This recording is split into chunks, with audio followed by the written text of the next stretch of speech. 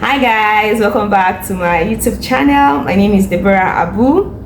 If you're new to this channel, thank you for joining me, and if you're a returning subscriber, I love you and I appreciate you so much. Thank you for your engagement. Thank you for coming back today. Okay, so today, as you can already tell from the thumbnail of this video, this is going to be a sit down video where we're going to be discussing. I'm going to be talking about sacrifice. So I have a few questions that we're going to be answering on here on this topic today, and they're quite interesting. I'm going to be trying to answer them as much as I can and as well as I can, because like this topic is one topic that is not talked about much. Like I remember making my findings and I realized that there's like little to nothing about sacrifice, and the little that's out there is just talking about blood sacrifice.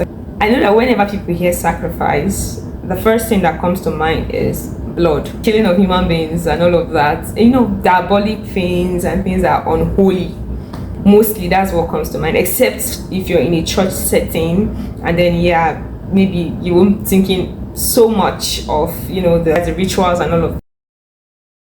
This is the Google definition of sacrifice.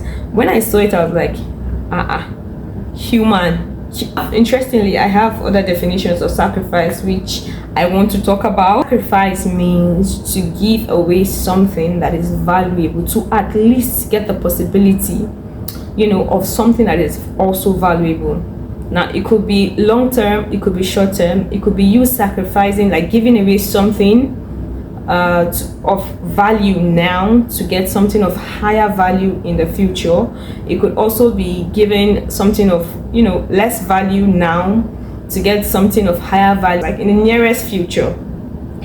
So basically the whole idea of sacrifice is giving something of value to get something else of value, of higher value, or of value also. Such could be trust, it could be self-respect, it could be freedom, it could be prosperity, it could be a lot of things that you're giving out to get something else in return. Now we have animal sacrifice, we have human sacrifice, we have sacrifice of deeds, we have sacrifice of time, we have sacrifice of offering. So I'm not going to be focusing on animal sacrifice or human sacrifice.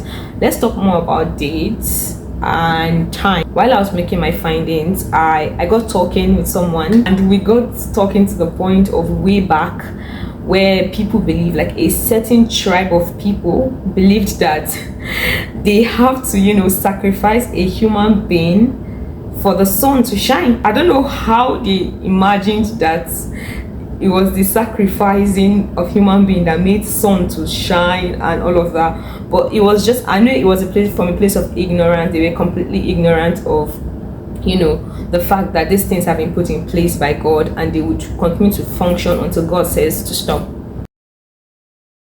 Okay, so we have the example of friendship. If you have a friend, you do so much for your friend. We have examples such as father and children kind of sacrifice. I want to put out there that we make sacrifices every day of our lives without even realizing. Sometimes we don't even realize that these things are sacrifice because we don't tag them as sacrifice. It doesn't really occur to us as sacrifice. So we make sacrifices every day of our lives. Imagine the sacrifices that parents make on daily basis for their children, for their kids. Like they do this every day for a very long time. As a matter of fact, for the rest of their lives, they keep making sacrifices for these people without asking for anything in return. Another example of sacrifice is that of siblings. As siblings, you do things for each other, and not really asking for anything in return. Even when your sibling, your brother or your sister is not asking you to do this for them, just because they're not there and this is necessary, you go out of your way, you do it for them, even if they don't say thank you, but you are satisfied with the fact that you did it for your sibling. You get? And there's prayer and there's fasting. But you have food, you could just eat, but you decided not to eat. That's sacrifice. Choose to not pray, but you pray and you give your time to it. Now you could use that time to do something else, but you're devoting that time to talking to God. Now that's sacrifice. So yes, answer is yes. Prayer is a form of sacrifice. In praying to God, you are sacrificing to God actually, and that is giving something of value, which is your time. Imagine whatever it is you're asking God for or believing God for in a place of prayer, it's way bigger and greater. I know the value of that thing is bigger and greater than the time you're putting in to pray for that thing. Sacrifice, yes, sacrifice is a part of life. Like I said earlier, it's something we do every day without tagging it as sacrifice. Ladies and gentlemen, brothers and sisters in the building, yes, it does. Whatever kind of relationship it is, as long as it's love, be it agape, be it eros, whatever the kind of love is, sacrifice is required. The scripture says that God so loves the world that he gave his only begotten son. Imagine somebody giving his only son in this love relationship thing that we have going on with him. He gave his only son to come to the world and suffer and die for us. Now that is the highest form of love. So no matter the sacrifice you're going to be made, there's no way it's going to beat the kind of sacrifice that God made it for us. That goes to show us that in relationship we must sacrifice. A wise person once told me that eros kind of love is the kind of love where you make a decision to choose somebody to be with this person in spite and despite. Now that's very interesting to me, because the in spite and the despite parts is kind of heavy for me, but either ways it makes sense. Like, you chose to be this with this person, nobody's forcing it on you or imposing it on you. So if you claim to love this person, there's no way you will not want to sacrifice for this person. As a matter of fact, you are sacrificing, you're not even aware that you're sacrificing. You're already making sacrifices. You cannot love without sacrificing. It means you haven't loved. Number one, no act is too small. Find a cause you believe in. This is interesting.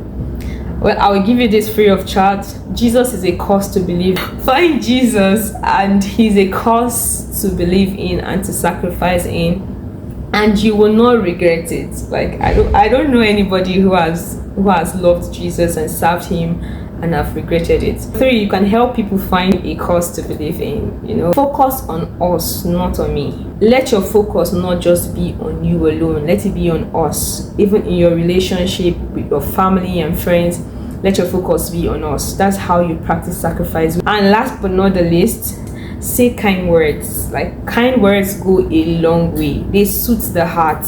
It's a form of sacrifice because it's of value.